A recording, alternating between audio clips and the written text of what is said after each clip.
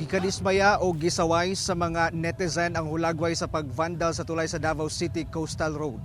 Ani ang report ni Jandy Esteban. Daling nag-viral ning hulagway nga gipost online sa usa ka netizen. Makita nga gibandala ng railing sa tulay sa Davao City Coastal Road. Gikapungot ug gisaway kini sa mga netizen.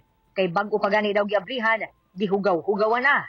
Nakaabot na sab kini sa Department of Public Works and Highways Region 11 nga gikadesmaya usab sa buhatan. We are already looking into the matter, but of course it goes without saying that it is rather disappointing na dunay mga pipila ka tao na nagkulang sa disiplina. I don't know if it's their way of expressing themselves, pero there are proper venues for that, and the bridge and other public infrastructure are definitely not the place for them to do that. Daan ng gingon ni Public Safety and Security Command Center Head Angel Sumagaysay, nagipakusgan nila ang pagmonitor sa Coastal Road aron malikayan ang paghugaw-hugaw sa maong infrastruktura sama sa vandalism. Ang vandalism gibawal ubos sa City Ordinance number 0332-68. Nakatakda sab nga pabutangan og CCTV camera sa Coastal Road.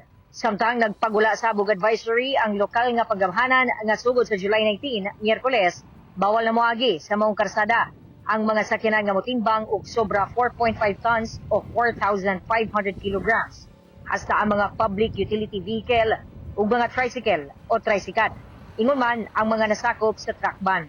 Kini aron maprotektahan ang integridad sa karsada. Kauban si Jojo Solarte sa kamera. Ako si Jandy Esteban para sa One Mindanao.